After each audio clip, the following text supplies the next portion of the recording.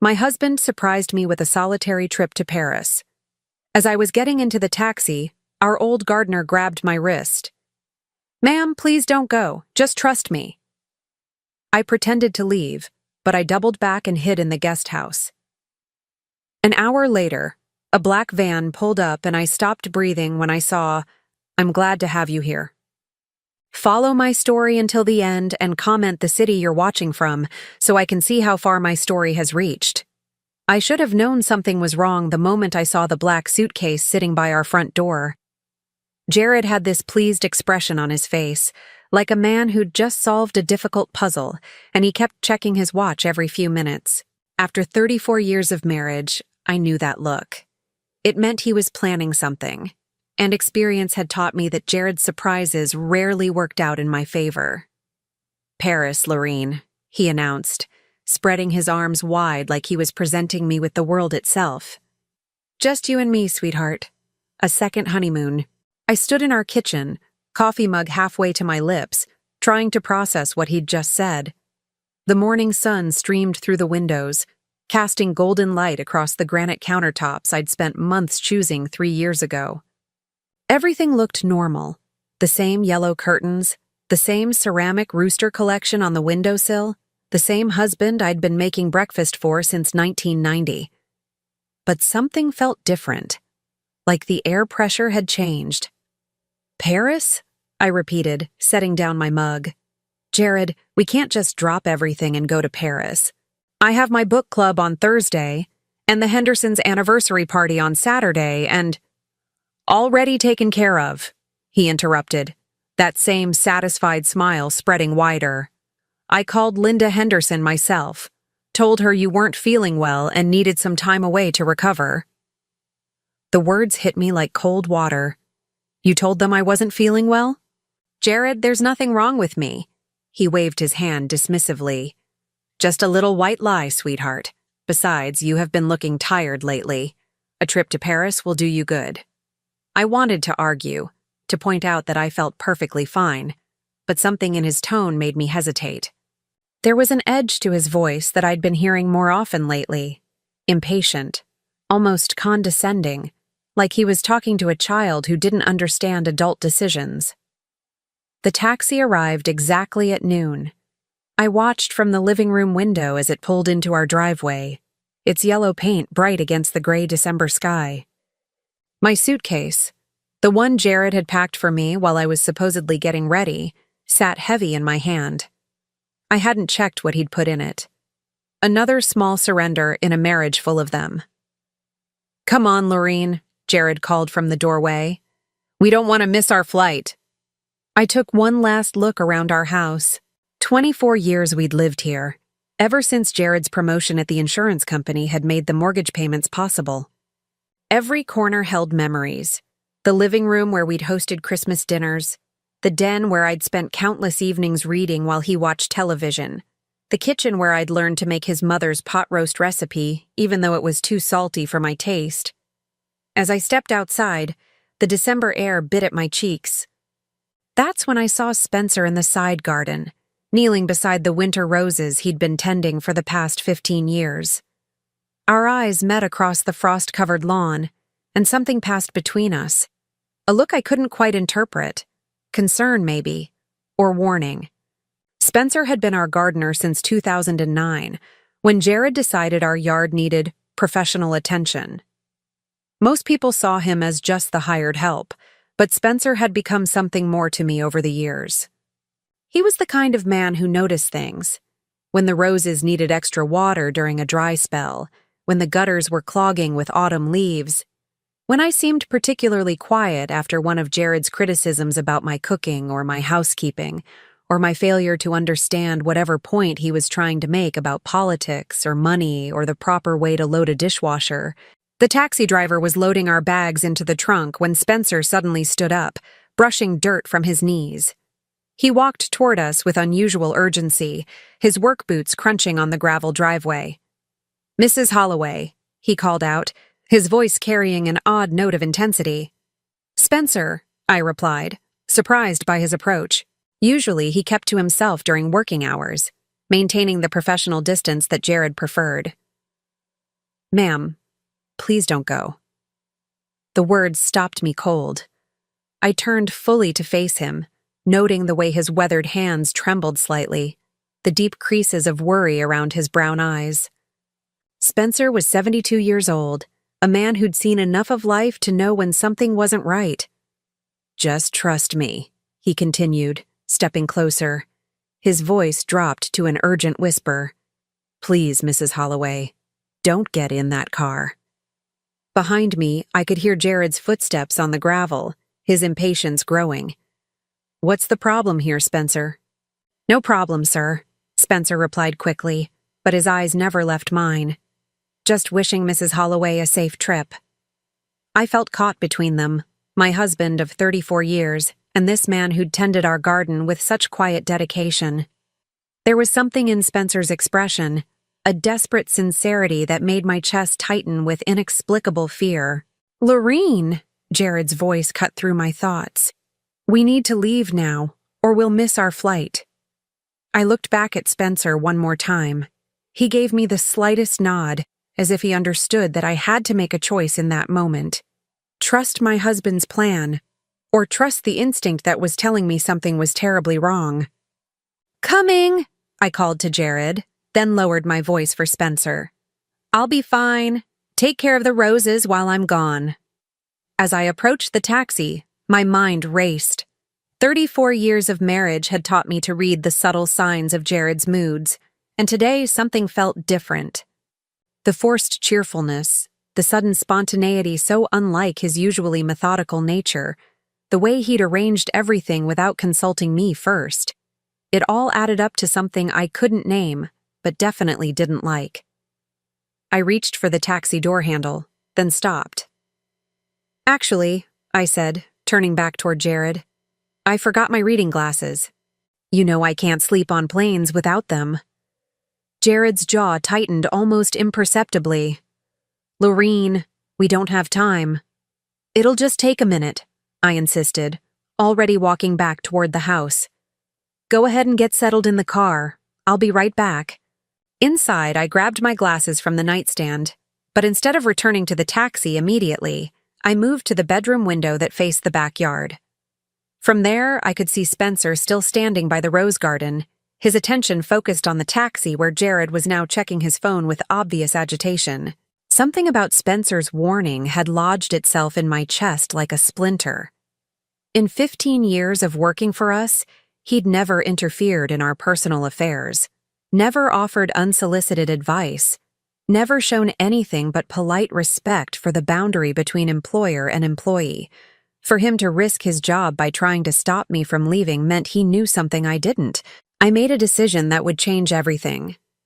Instead of returning to the taxi, I slipped out the back door and made my way to the guest house, a small cottage we'd built in 2012 for visiting family members who never came. From its front window, I had a clear view of our driveway and the main house, but the angle of the building would hide me from anyone approaching from the street.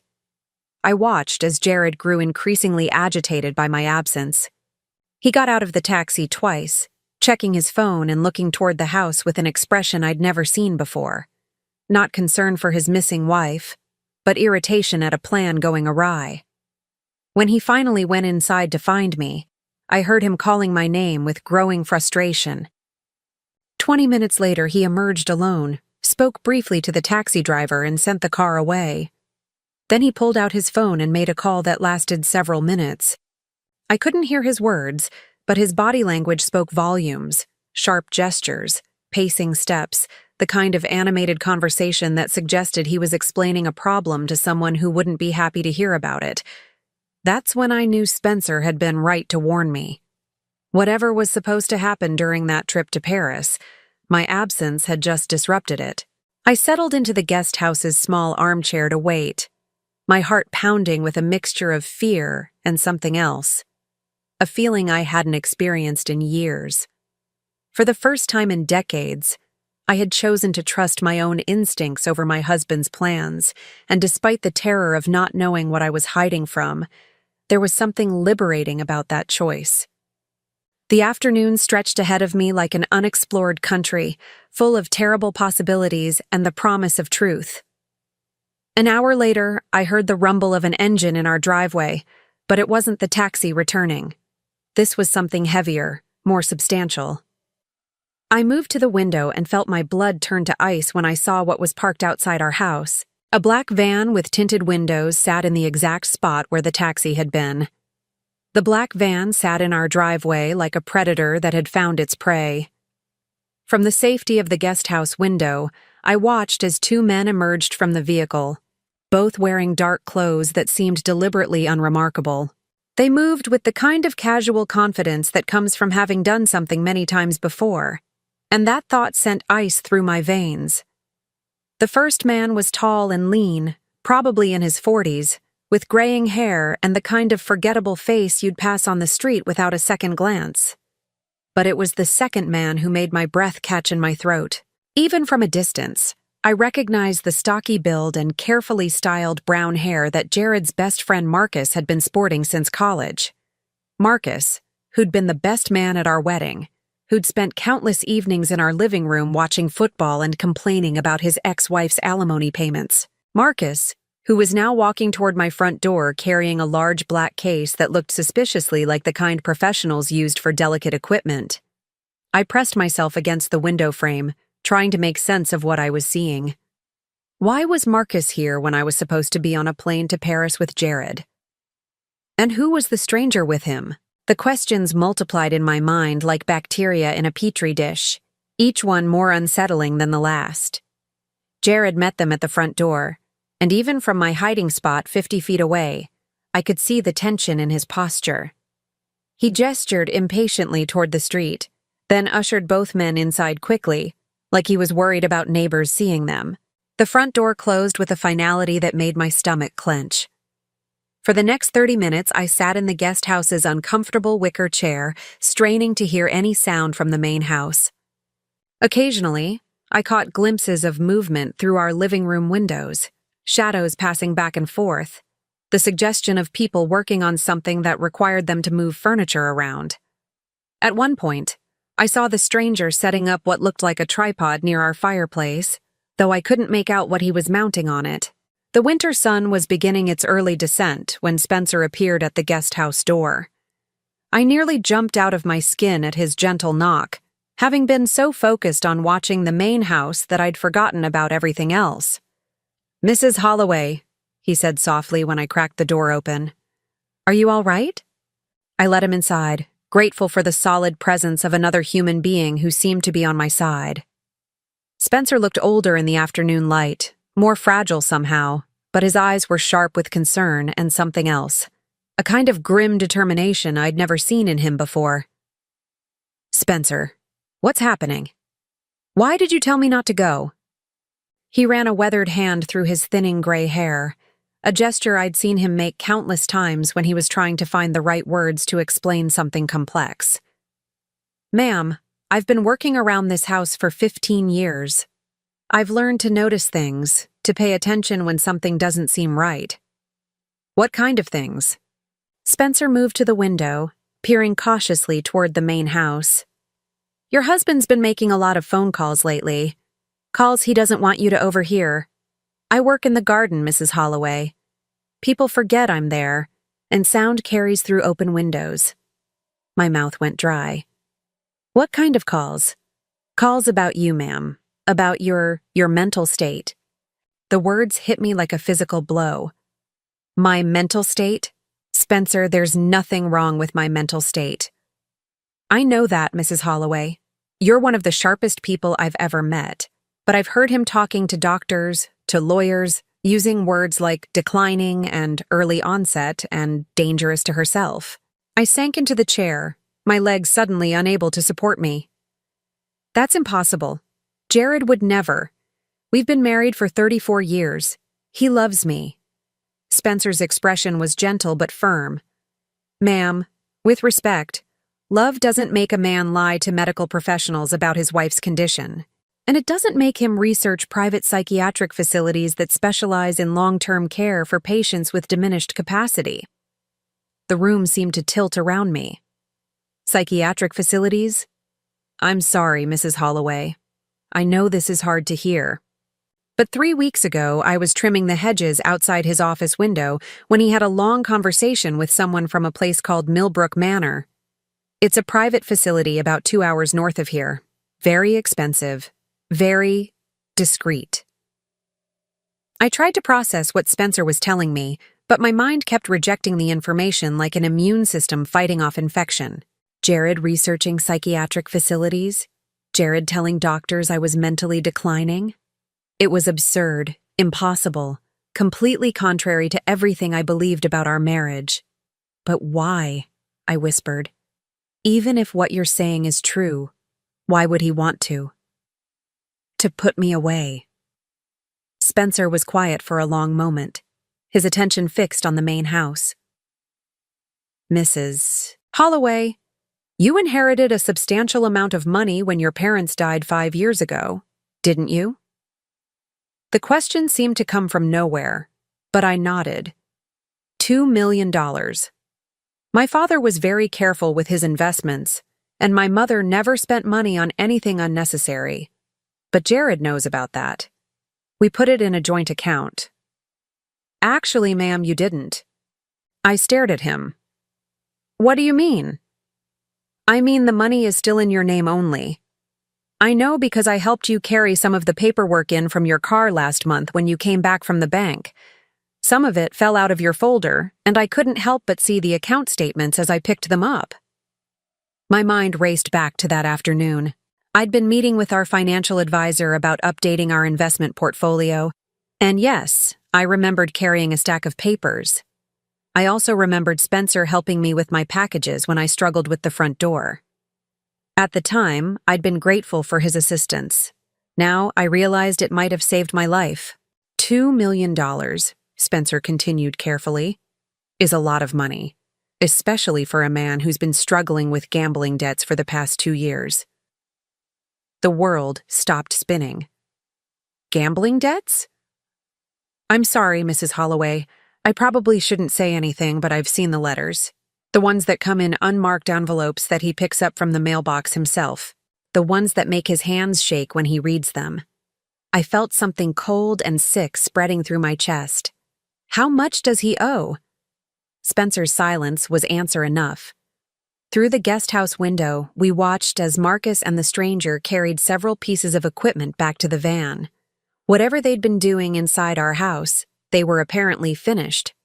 I saw Jared shake hands with both men, the gesture of someone concluding a business transaction, and then the van pulled out of our driveway as quietly as it had arrived.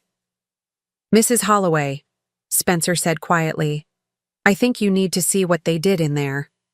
We waited another hour until we were certain Jared had left the house. Spencer had watched him drive away in his silver sedan about 20 minutes after the van departed, presumably to pick me up from wherever he thought I'd gone when I didn't return to the taxi. Using Spencer's key, something I hadn't known he possessed, we entered through the back door. The house felt different immediately, though I couldn't pinpoint exactly how. It was still our home, still furnished with the same pieces we'd accumulated over decades of marriage, but something essential had changed. It didn't take long to find what the men had been doing. In the living room, tucked discreetly behind our family photos on the mantelpiece, was a small camera no bigger than a button. I found another one in the kitchen, positioned to capture the breakfast table where Jared and I had our morning coffee every day.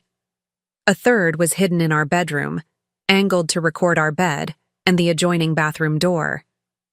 They're watching me, I said, my voice barely above a whisper. Spencer nodded grimly. Documenting everything you do, everything you say, building a case. A case for what? Proving you're not competent to manage your own affairs. In Jared's office, Spencer showed me something that made my blood run cold. Hidden behind a false back in his filing cabinet were medical forms, already partially filled out, describing symptoms I'd never experienced and behaviors I'd never exhibited. Confusion, disorientation, episodes of aggressive paranoia, inability to recognize familiar faces or remember recent events. All of it lies, all of it written in Jared's careful handwriting. He's been planning this for months, I realized, sinking into his desk chair. The trip to Paris, It was supposed to be when I disappeared, wasn't it? When I got lost and confused in a foreign country, proving that I couldn't take care of myself anymore. Spencer's expression was grim. And then he'd have legal grounds to have you declared incompetent, with power of attorney over your finances and the authority to make decisions about your care. I thought about the psychiatric facility Spencer had mentioned, the expensive and discreet Millbrook Manor, a place where inconvenient wives could be tucked away while their husbands gained access to $2 million inheritances. A place where a woman could disappear completely, legally and permanently, while the world believed she was receiving the best possible care for her tragic condition. The man I'd loved for 34 years, the man I'd made breakfast for every morning and dinner for every night, the man who'd held my hand at my parents' funerals and promised to love me in sickness and in health, had been systematically planning to erase me from my own life. As I sat in his office, surrounded by the evidence of his betrayal, I felt something shift inside me. The fear was still there, cold and sharp in my chest, but it was joined by something else now. Something harder and more dangerous. Jared thought he was dealing with a confused old woman who could be easily manipulated and discarded. He was about to discover exactly how wrong he was. I stood up from his desk chair and looked at Spencer, who had been watching me with concerned eyes. "How long do we have before he comes back?" Spencer checked his watch. "Probably an hour, maybe 2. He'll want to look like he's been searching for you." "Good," I said, my voice steadier than I'd felt in hours. "Because we have work to do." For the first time since Spencer had warned me not to get in that taxi, I knew exactly what I needed to do next. Jared wanted to play games with my sanity and my freedom? Fine. But this time, I was going to be the one making the rules. The sound of Jared's car pulling into the driveway sent Spencer and me scrambling back to the guest house like conspirators fleeing a crime scene. We made it just as the front door slammed with enough force to rattle the windows, followed by Jared's voice calling my name with an edge of panic that would have seemed genuine if I hadn't spent the last 2 hours discovering what kind of man I'd really been married to. "Lorene! Lorene, where are you?" "There." From the guest house window, I watched my husband of 34 years pace our front porch, his cell phone pressed to his ear. Even from a distance, I could see the agitation in his movements, the way he ran his free hand through his thinning hair, the sharp gestures he made while talking to whoever was on the other end of that call. "He's reporting to someone," Spencer observed quietly, standing beside me at the window. "Probably the same people who sent that van." I felt a chill that had nothing to do with the December air seeping through the guest house walls. The idea that strangers were involved in whatever Jared was planning made everything infinitely more terrifying. This wasn't just a husband with gambling debts trying to access his wife's inheritance. This was organized, professional, systematic. "Spencer," I said, my voice barely above a whisper, "how long have you known about the phone calls?" He was quiet for a moment, his weathered face thoughtful. "The first one I overheard was about 3 months ago. Mr. Jared was in his office with the window cracked open. It was one of those warm October days, you remember? I was raking leaves right underneath, and I heard him talking to someone about accelerating the timeline. 3 months. While I'd been planning our Thanksgiving dinner and ordering Christmas gifts for the grandchildren I'd probably never see again, Jared had been plotting my destruction with the methodical precision of a man planning a business merger. What exactly did he say? Spencer's expression grew even more troubled. He said the documentation needed to be more comprehensive, that he needed evidence of episodes, not just paperwork. He kept saying things like, behaviors that can't be explained away, and witnesses who would testify if necessary. The words hit me like physical blows. Episodes, witnesses, testify. This wasn't just about stealing my money. This was about erasing me completely, turning me into a cautionary tale about a woman who'd lost her mind and needed to be protected from herself. "There's more," Spencer continued reluctantly. "About 6 weeks ago, I heard him talking to someone about medications. natural supplements that could cause confusion, memory problems, things that wouldn't show up on standard blood tests. My hand flew to my throat as the implications crashed over me. The vitamins. Ma'am? The new vitamins Jared's been bringing me every morning for the past month. He said they were good for brain health, for preventing memory loss as I get older. I felt sick to my stomach. Spencer, I've been taking them religiously. He's been so insistent about it, so concerned about my health. Spencer's face went pale. Mrs. Holloway, have you been feeling different lately? More tired than usual? Having trouble concentrating? I thought back over the past several weeks, forcing myself to really examine how I'd been feeling instead of dismissing the symptoms as normal signs of aging. There had been mornings when I felt foggy, afternoons when I couldn't quite remember what I'd done with my keys, or whether I'd already watered the plants. Small things that I'd attributed to getting older. But now. He's been drugging me, I said, the words coming out flat and emotionless because the alternative was screaming. My own husband has been slowly poisoning me to make me seem confused and forgetful. Through the window, I could see Jared ending his phone call and heading back into the house. A few minutes later, lights began coming on throughout our home as he searched for me, calling my name with increasing desperation. We need to get back inside before he calls the police, I told Spencer. If he reports me missing, this whole thing could spiral out of control. Spencer nodded, but his expression was worried. Mrs. Holloway, what are you going to tell him? He's going to want to know where you've been. I had been thinking about that exact question for the past 30 minutes, and I'd come to a conclusion that surprised me with its clarity. I'm going to tell him the truth, or at least a version of it. Ma'am?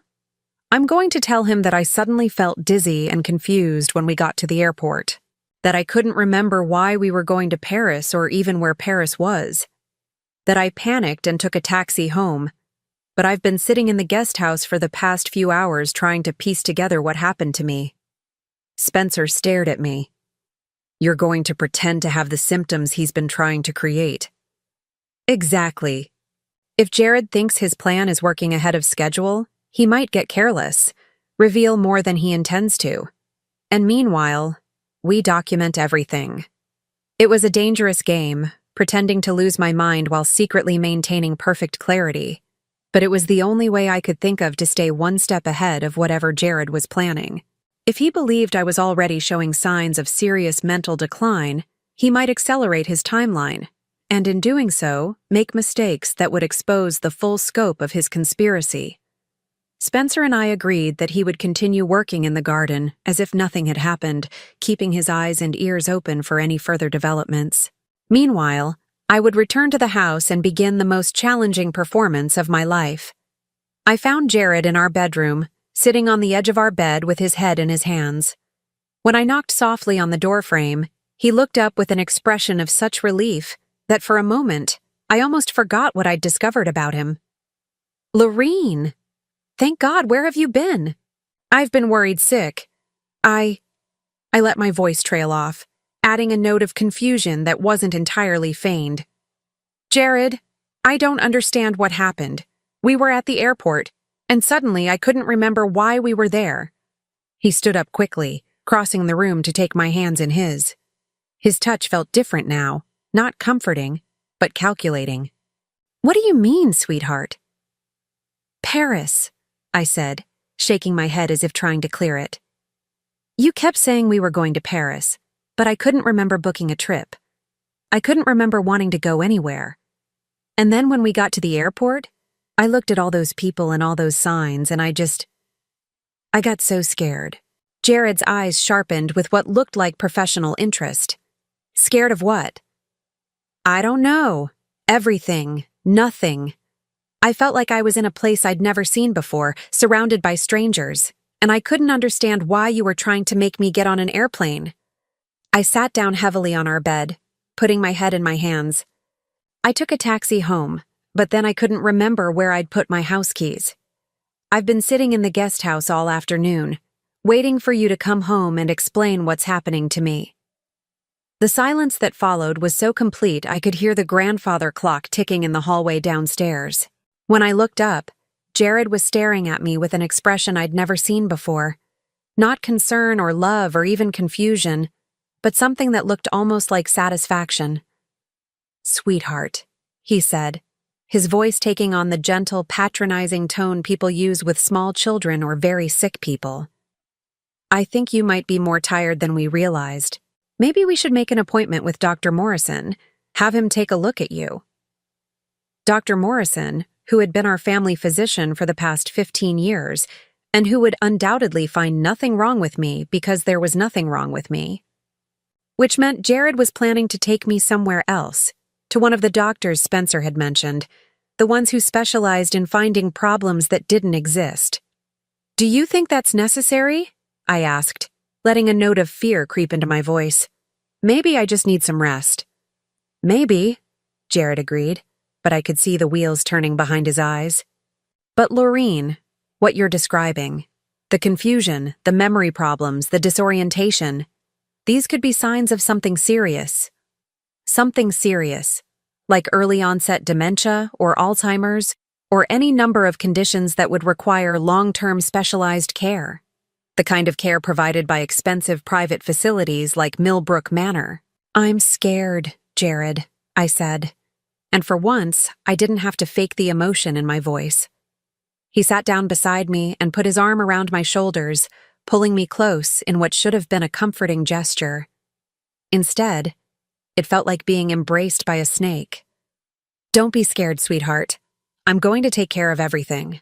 I'm going to make sure you get the best possible help." The best possible help. Not the help I needed because I didn't need any help. The help he needed me to have, which was an entirely different thing. That night, I lay awake beside the man I'd shared a bed with for over 3 decades, listening to his steady breathing and planning my next move. Every few hours, I heard the soft click of our bedroom door opening and closing, followed by the whispered sound of footsteps in the hallway.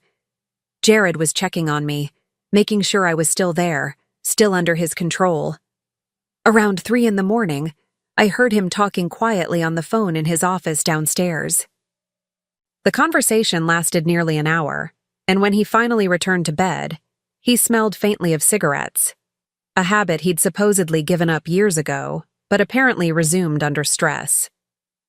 In the darkness, I began to understand the true scope of what I was dealing with. This wasn't just a husband trying to steal his wife's inheritance. This was a carefully orchestrated campaign designed to strip me of everything that made me human, my autonomy, my dignity, my very identity. And if Spencer hadn't warned me, if I'd gotten on that plane to Paris, I would have walked straight into a trap that would have destroyed my life completely. The next morning, Jared brought me my vitamins with breakfast, just as he had every morning for the past month. This time, I knew exactly what they were intended to do. "Here you go, sweetheart," he said, setting the pills beside my orange juice with the same casual affection he'd shown for 34 years.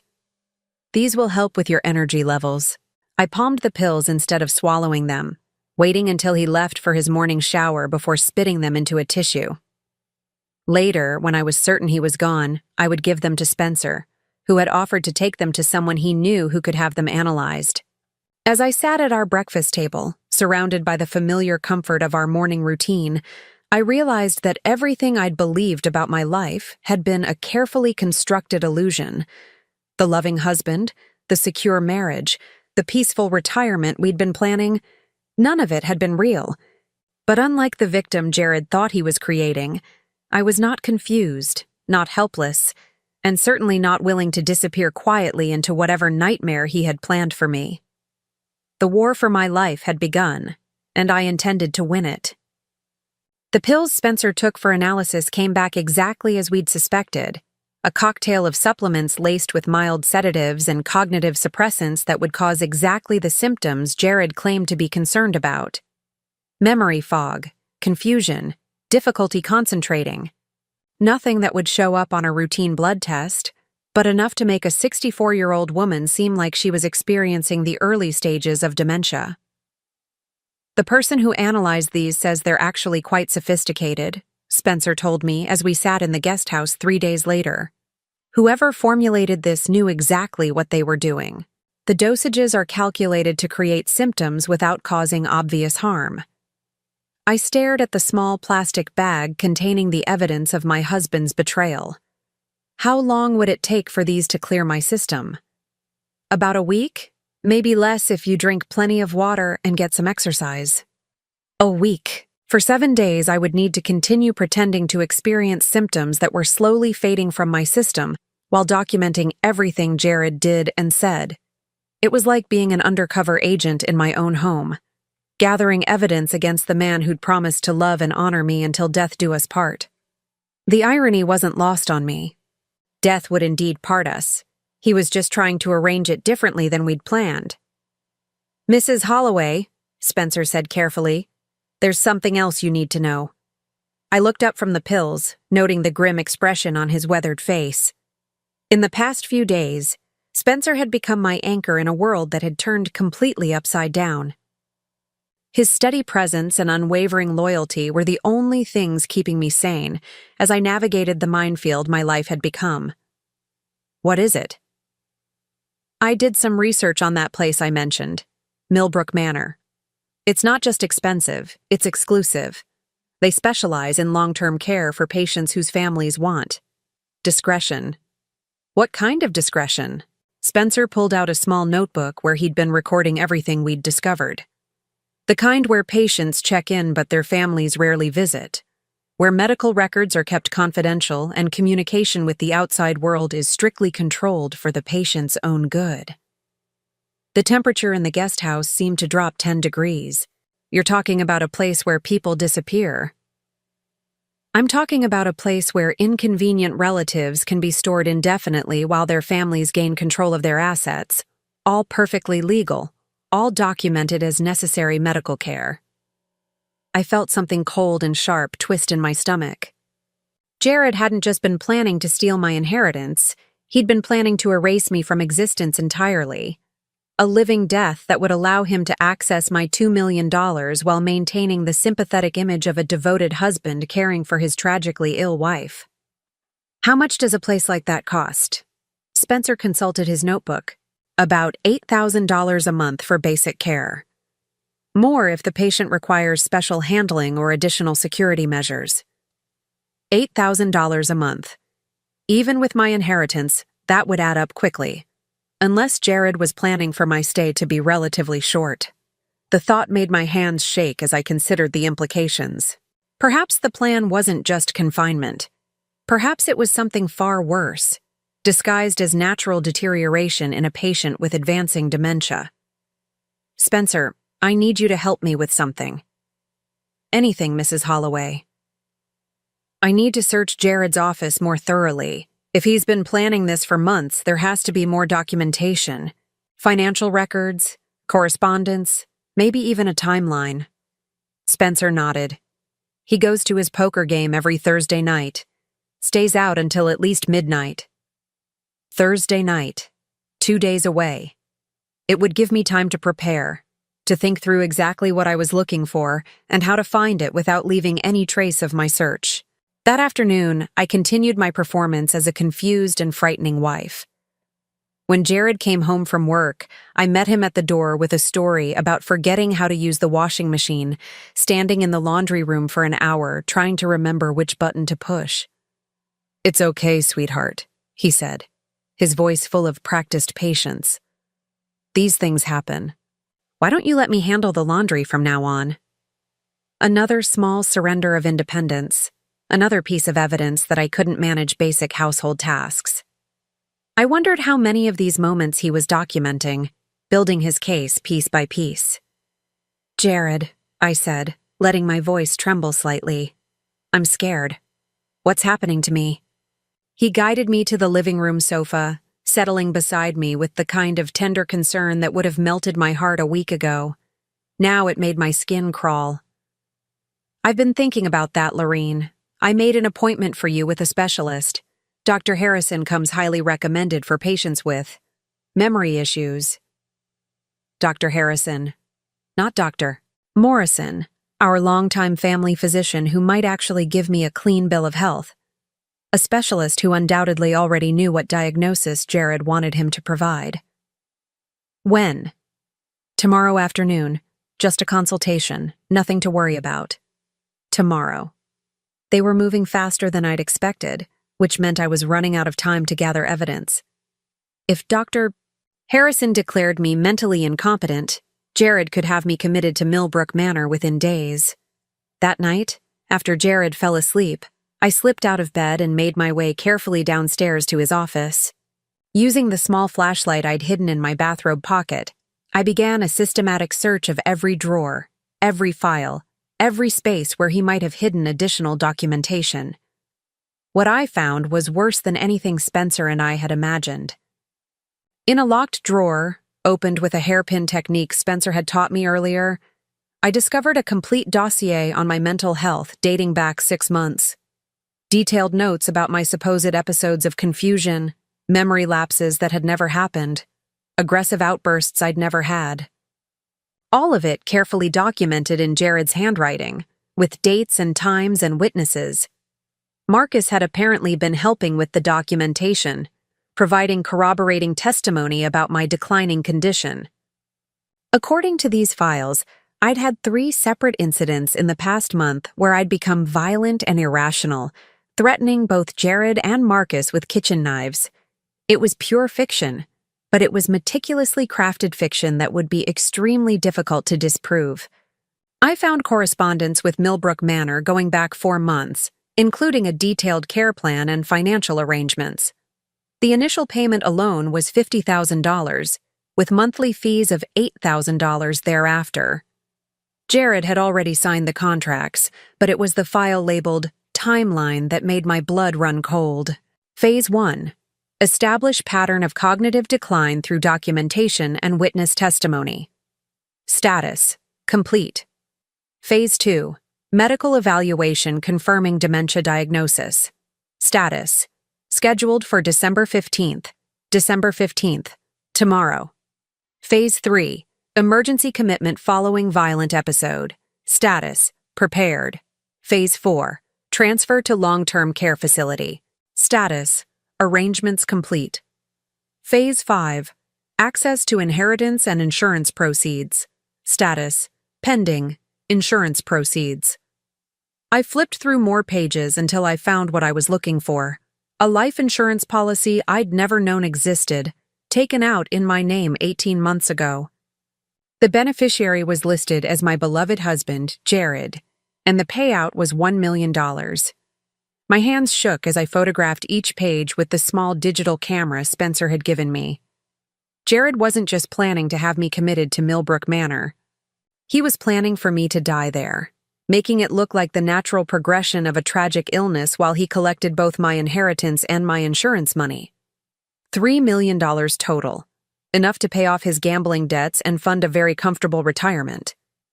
The final document in the file was a draft of my obituary, written in Jared's careful handwriting. Lorene Margaret Holloway passed peacefully on date to be determined after a courageous battle with early-onset dementia. She was surrounded by love and receiving the finest possible care at the time of her passing. I sat in his office chair, surrounded by evidence of the most elaborate betrayal I could have imagined, and felt something inside me break completely. Not my spirit, that had grown stronger with each revelation. What broke was the last vestige of the woman who had believed in the goodness of her marriage, who had trusted her husband with her life, who had been willing to overlook small cruelties in favor of maintaining peace. That woman was gone forever. In her place was someone harder, smarter, and infinitely more dangerous. I photographed everything, copied what I could, and returned the files to exactly where I'd found them. Then I made my way back upstairs to lie beside the man who was planning my murder, and spent the remaining hours until dawn planning his destruction instead. The appointment with Dr. Harrison was scheduled for 2 o'clock the next afternoon. I had less than 12 hours to prepare for the performance of my life, one that would determine whether I walked out of his office a free woman or was committed to a psychiatric facility where I would slowly and quietly disappear. But Jared had made one critical mistake in his elaborate plan. He had underestimated the woman he'd been married to for 34 years. He thought he was dealing with a confused, frightened victim who would go quietly into whatever nightmare he'd prepared for her. He was about to discover exactly how wrong he was. As I lay in bed listening to his peaceful breathing, I smiled in the darkness. Tomorrow would be the day Jared learned that his wife was far more formidable than he'd ever imagined. And unlike his carefully documented fiction, my revenge would be very, very real. Dr. Harrison's office was exactly what I'd expected. All mahogany furniture and expensive diplomas, designed to project authority and trustworthiness. The kind of place where families brought their loved ones to receive devastating diagnoses delivered with professional compassion. What I hadn't expected was how young he looked. Probably no more than 40, with the kind of eager ambition that made him dangerous. Jared sat beside me in the consultation room, playing the role of concerned husband with an expertise that made my skin crawl. His hand rested protectively on my knee while he answered Dr. Harrison's questions about my recent episodes with carefully rehearsed sorrow. The confusion started about 3 months ago, Jared explained, his voice heavy with manufactured grief. Small things at first.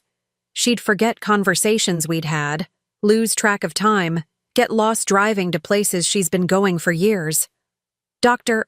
Harrison nodded sympathetically, making notes in what I assumed was my newly created medical file. And the aggressive episodes? Those started more recently. About a month ago, I found her in the kitchen at 2 a.m, holding a knife and insisting that strangers had been in our house. When I tried to calm her down, she threatened me. It was a masterful performance, full of the kind of specific details that would be difficult to dispute. The fact that none of it had ever happened was irrelevant. Jared was creating a medical record that would support whatever Dr. Harrison had already been paid to conclude. Mrs. Holloway, Dr. Harrison turned to me with the patronizing gentleness reserved for children and the mentally impaired. Can you tell me what year it is? This was it. The moment when I had to decide how far to take my own performance. If I appeared too competent, Dr. Harrison would have no grounds for the diagnosis Jared was expecting. But if I seemed too impaired, I might be committed immediately, before I had a chance to execute my own plan. I let confusion flicker across my face, as if the question itself was difficult to process. Year? I'm not sure. 1990-something? Jared's hand tightened on my knee, not a comforting gesture, but a signal of satisfaction. From his perspective, my confusion was right on schedule. Can you tell me the name of the current president? I stared blankly at Dr. Harrison, then looked to Jared as if seeking help. There's a president?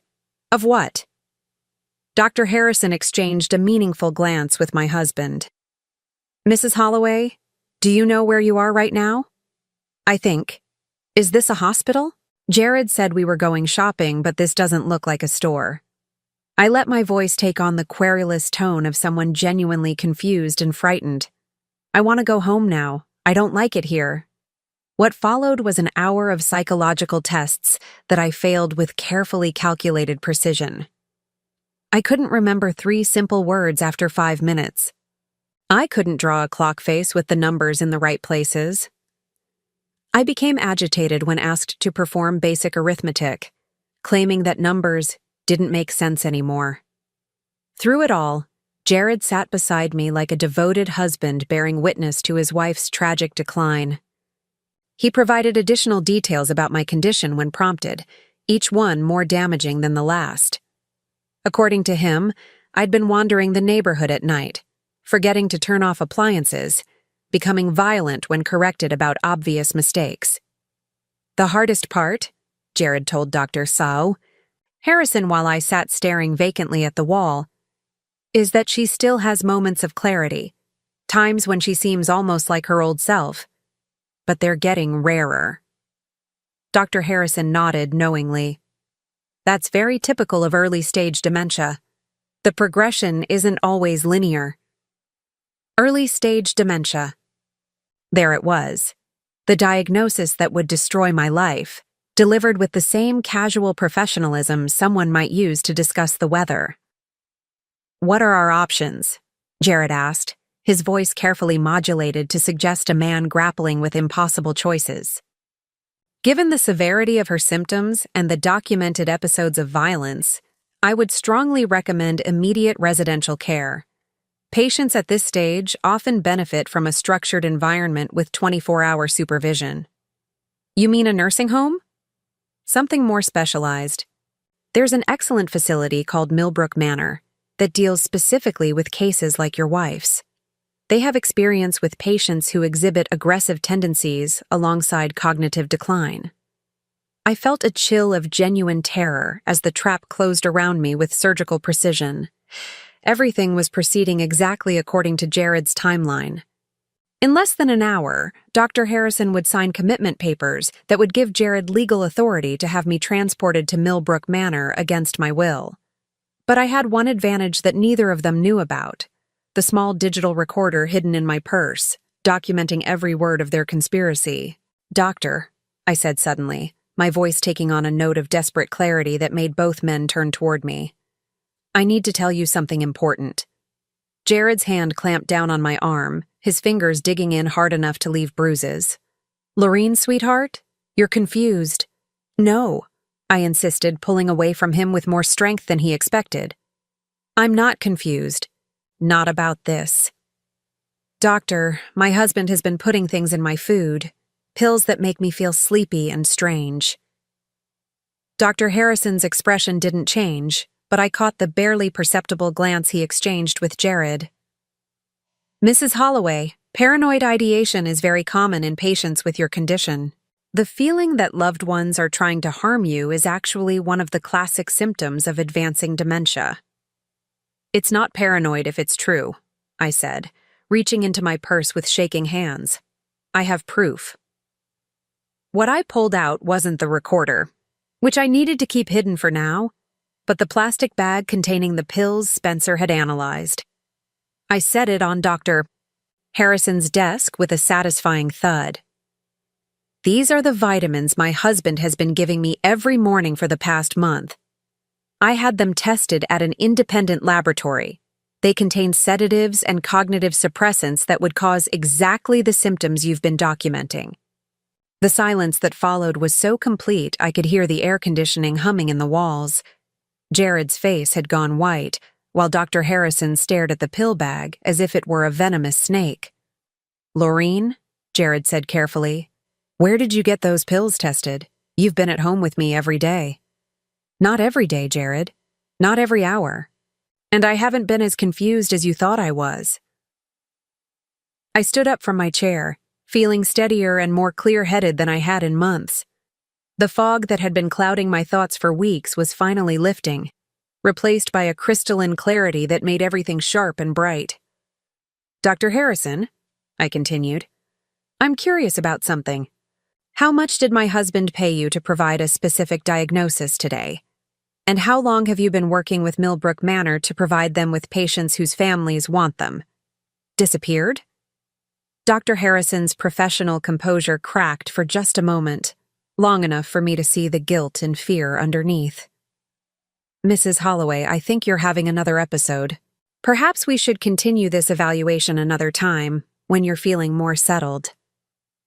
"I'm feeling perfectly settled, thank you. What I'm not feeling is patient." I opened my purse again and this time pulled out the small digital recorder, setting it beside the pill bag on his desk. "I've been recording this entire conversation, doctor. Every word. Including your recommendation to commit me to a facility that you have a financial relationship with, based on a diagnosis you made before ever meeting me." Jared lunged for the recorder, but I was faster, snatching it back and holding it against my chest. 34 years of marriage, Jared, and I never once saw you move that quickly for anything that didn't benefit you directly. "Lorene, you don't understand what you're doing. You're sick. You need help. The only thing I need help with is getting away from you." I turned back to Dr. Harrison, who was now looking extremely uncomfortable in his expensive leather chair. I wonder what the medical licensing board would think about a psychiatrist who accepts bribes to provide false diagnoses, or what the police would say about a conspiracy to commit fraud and unlawful imprisonment. Dr. Harrison cleared his throat nervously. Mrs. Holloway, I think there's been some misunderstanding. Your husband brought you here because he's genuinely concerned about your welfare. No one is trying to hurt you. Really? Then explain this. I reached into my purse one final time and pulled out photocopies of the documents I'd found in Jared's office, the timeline, the correspondence with Millbrook Manor, and the life insurance policy I'd never known existed. Explain why my husband has been documenting fictional episodes of violence and confusion for the past 6 months. Explain why he's already signed contracts with Millbrook Manor and paid a $50,000 deposit for my long-term care. And most importantly, explain why he took out a $1 million life insurance policy on me 18 months ago without my knowledge or consent. I spread the documents across Dr. Harrison's desk like a poker player revealing a royal flush. This isn't about my mental health, gentlemen. This is about murder disguised as medical care. The room erupted into chaos. Jared started shouting that I was delusional, that I'd somehow fabricated the documents during one of my confused episodes. Dr. Harrison tried to maintain his professional demeanor while clearly calculating how quickly he could distance himself from whatever Jared had gotten him involved in. But I wasn't finished yet. I had one more card to play. Spencer, I called loudly toward the closed office door. A moment later, my faithful gardener entered the room, followed by 2 people I'd never seen before. A woman in her 50s wearing a badge that identified her as a social worker, and a man in a police uniform. Mrs. Holloway called us 3 days ago, the social worker explained to the stunned men. She was concerned that someone was trying to have her committed against her will for financial gain. We've been investigating her claims. The police officer stepped forward. Dr. Harrison, we need to speak with you about your relationship with Millbrook Manor and the suspicious number of emergency commitments you've processed in the past year. I watched as the carefully constructed web of lies and corruption began to unravel around Jared and his co-conspirators. 34 years of marriage had taught me to read my husband's expressions, and what I saw now was pure panic as he realized that his victim had become his hunter. Spencer, I said, turning to the man who had saved my life with his warning about the Paris trip. I believe we can go home now. As we left Dr. Harrison's office, I could hear Jared shouting my name behind us, his voice no longer filled with false concern, but with the raw desperation of a man watching his carefully planned future disappear. I didn't look back. After 34 years, I was finally moving forward. 6 months later, I stood in the garden of my new home, watching Spencer plant roses in soil that belonged to me alone. The house was smaller than the one I'd shared with Jared for 24 years, but every corner of it was honest. No hidden cameras, no secret documents, no medications disguised as vitamins. Just a peaceful cottage on 3 acres of land, 40 miles from the city where I'd nearly lost everything. The legal proceedings had taken 4 months to resolve completely. Jared was sentenced to 8 years in federal prison for conspiracy to commit fraud, insurance fraud, and attempted unlawful imprisonment. Dr. Harrison lost his medical license and received 5 years for his role in what the prosecutor called a systematic scheme to defraud elderly patients and their families. Marcus, Jared's supposed best friend and co-conspirator, pleaded guilty to lesser charges in exchange for testimony against the others. It turned out that Marcus wasn't just helping Jared document my fictional episodes of dementia. He was part of a larger network that specialized in targeting wealthy, older adults for elaborate financial scams. The investigation that followed my case uncovered 12 other victims over the past 3 years, all of them women over 60 who had been systematically drugged, gaslighted, and committed to expensive private facilities while their assets were transferred to family members or caregivers. Some of them had died at Millbrook Manor under suspicious circumstances that were being investigated by federal authorities. I testified at every trial, telling my story with the same clarity and precision I'd used to document Jared's conspiracy. The prosecutors called me an ideal witness, calm, credible, and impossible to discredit because of the meticulous evidence I'd gathered. What they didn't understand was that testifying wasn't difficult for me because I was no longer afraid. Fear belonged to my old life, to the woman who had trusted too easily and questioned too little. The woman I'd become was someone different entirely. "Mrs. Holloway," Spencer called from the garden, "these roses should bloom beautifully next spring. The soil here is much better than what we had at the old house." I smiled, enjoying the casual way he said "we," as if there had never been any question that he would come with me when I moved. After the trials ended, I'd offered Spencer a position as my estate manager, with a salary of $3,000 a month and a small cottage on the property for his own use. It was the first time in my adult life that I'd made a major decision without consulting anyone else, and it felt like the most natural thing in the world. Spencer had become more than an employee. He was my closest friend, my confidant, and the person who had literally saved my life by warning me not to get on that plane to Paris. Without his intervention, I would have walked straight into Jared's trap and disappeared as completely as if I'd never existed. "The roses will be lovely," I agreed, settling into one of the wicker chairs I'd placed on the back patio. "But I think what I enjoy most about this garden is that it belongs to us." Spencer paused in his planting, understanding immediately what I meant. This wasn't a garden maintained for someone else's pleasure, designed to impress neighbors or increase property values. This was a space where we could grow whatever we wanted, however we wanted, without anyone's permission or approval. The financial settlement from Jared's crimes had been substantial. The court awarded me full restitution for the money he'd stolen, plus punitive damages for emotional distress.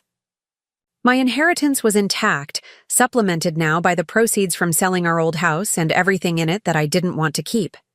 More importantly, the life insurance policy Jared had taken out without my knowledge had been invalidated due to fraud, and the insurance company had paid me an additional settlement to avoid further legal action.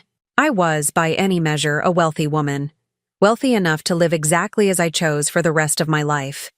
What I chose was simplicity. The new house had 2 bedrooms, 1 bathroom, a kitchen large enough for cooking but small enough for easy maintenance, and windows that faced the garden from every room. I'd furnished it with pieces I actually liked, rather than items chosen to impress visitors who rarely came. My books had their own room now, lined up on shelves Spencer had built according to my specifications. I kept very few reminders of my previous life. The wedding photos were gone, of course, along with most of the expensive furniture and decorative objects that had cluttered our old home. What I'd kept were the things that had belonged to me before my marriage: my grandmother's china, my father's books, my mother's jewelry. Objects that connected me to the person I'd been before I became half of a couple that had never been as real as I'd believed. The mailbox at the end of my driveway bore only my name now, Laureen Holloway. Not Mrs. Jared Holloway, not Mrs. and Mrs. anyone, just my own name, claiming my own space in the world. I received letters occasionally from other victims of similar schemes, women who'd read about my case in the newspaper and wanted to share their own stories. Most of them had been less fortunate than I was. They'd been successfully committed to facilities like Millbrook Manor, their assets drained by family members who visited less and less frequently until they disappeared entirely from their loved ones' lives. Some of these women had spent years in psychiatric facilities, diagnosed with conditions they didn't have, medicated for symptoms they'd never experienced.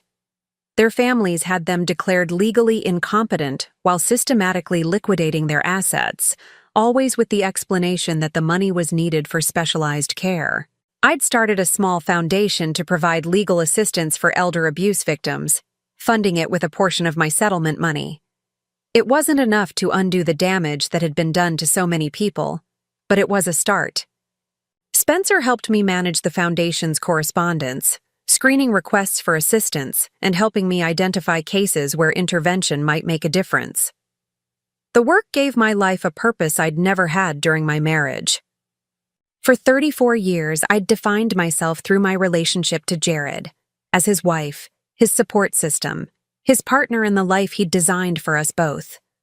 Now, I was discovering what it meant to define myself through my own choices, my own values, my own vision of how the world should work. On quiet evenings, Spencer and I often sat on the back patio, sharing a bottle of wine and discussing the day's events. These conversations had a quality I'd never experienced in my marriage, the easy exchange between two people who genuinely respected each other's thoughts and opinions. "Do you ever regret it?" Spencer asked one evening as we watched the sun set over our small piece of land. "Leaving your old life behind so completely?" I considered the question seriously, sipping my wine as I thought about the woman I'd been 6 months ago. She'd lived in a bigger house, worn more expensive clothes, attended social events where she smiled and made polite conversation about topics that didn't interest her. She'd been married to a man who turned out to be planning her murder, but she'd also been part of a world that had seemed stable and predictable. "No," I said finally, "I don't regret it. That life was built on lies, Spencer. Everything I thought I knew about my marriage, about Jared, about my place in the world, none of it was real. How can you regret losing something that never existed?" Spencer nodded, understanding. He'd witnessed the slow revelation of Jared's true nature, watched me discover the extent of the deception that had shaped my adult life. He'd also seen me transform from a confused, frightened woman into someone who could face down her would-be murderer in a courtroom and expose his crimes with calm precision. "What you have now is real," he said simply. He was right. The cottage, the garden, the work I was doing through the foundation, my friendship with Spencer, all of it was built on truth rather than illusion. I knew exactly where I stood with everyone in my life, exactly what I could expect from each relationship, exactly what I was capable of achieving on my own. The independence was intoxicating. At 64, I was learning what it felt like to make decisions based on my own preferences rather than someone else's expectations. I could eat dinner at noon if I felt like it, plant vegetables instead of flowers, stay up all night reading without anyone commenting on the waste of electricity. Small freedoms, perhaps, but they added up to something larger, the right to exist as myself rather than as someone else's idea of who I should be. A year after the trials ended, I received an unexpected visitor. I was working in the garden when Spencer announced that someone was at the front door asking to speak with me. I found a woman in her early 40s standing on my porch, nervous but determined. "Mrs. Holloway? My name is Sarah Martinez. I think my father is trying to have my grandmother committed so he can access her inheritance. I read about your case in the newspaper, and I was wondering if you might be able to help me." I invited Sarah inside, listening as she told me a story that was depressingly familiar. An elderly woman with substantial assets, a family member with financial problems, mysterious episodes of confusion that seemed to coincide with the introduction of new medications, and a sudden urgency about the need for specialized care. "What do you want me to do?" I asked when she'd finished. "I don't know," Sarah admitted. "I just know that what's happening to my grandmother isn't right, and I don't know how to stop it. Everyone thinks I'm being paranoid because I don't trust my own father." I looked at this young woman who was fighting to protect someone she loved from the same kind of systematic abuse I'd experienced. She reminded me of myself in those terrifying days after Spencer's warning, when I'd known something was wrong but hadn't understood the full scope of what I was dealing with. "The first thing you need to understand," I told her, "is that you're not paranoid. If your instincts are telling you something is wrong, trust them. The second thing you need to know is that you're not alone." Over the next several hours, I walked Sarah through everything I'd learned about elder abuse schemes, how they worked, what documentation to look for, which professionals to trust, and most importantly, how to protect her grandmother while gathering evidence of the abuse. When she left that evening, Sarah had a plan of action and my promise of support through the foundation. 6 months later, she called to tell me that her father was in jail and her grandmother was safe, living in her own home with Sarah as her legal guardian. These victories became the currency of my new life. Each person we helped, each scheme we exposed, each family we kept together, felt like a small act of rebellion against the kind of evil that had nearly destroyed me.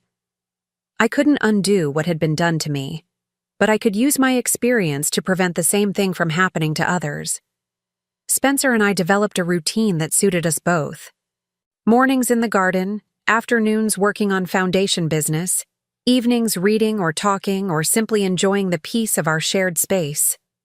We traveled occasionally, trips to visit other elder abuse victims, conferences on legal advocacy, sometimes just weekend getaways to places we'd always wanted to see.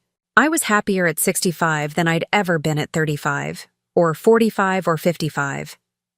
The contentment wasn't based on any external validation or relationship status. It came from the simple satisfaction of living authentically, of using my time and resources for purposes that mattered to me, of existing in the world as myself rather than as someone else's creation.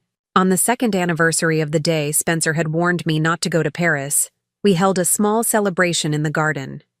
Just the two of us, a bottle of good wine, and a toast to the life we'd built together, not as romantic partners, but as two people who had chosen to face the world honestly and help each other along the way. To second chances, Spencer said, raising his glass. To first chances, I corrected. To finally getting the chance to live the life I was meant to have. As the sun set over our roses, I thought about the woman I'd been 2 years ago, confused, frightened, trusting in people who wanted to destroy her. That woman was gone now. Not because she'd been murdered as Jared had planned, but because she'd transformed into someone stronger, wiser, and infinitely more dangerous to those who preyed on the vulnerable. I had survived, I had thrived, and I had made sure that others would have the same chance. It was, I thought, a life worth living. Now I'm curious about you who listened to my story. What would you do if you were in my place? Have you ever been through something similar? Comment below. And meanwhile, I'm leaving on the final screen 2 other stories that are channel favorites, and they will definitely surprise you. Thank you for watching until here.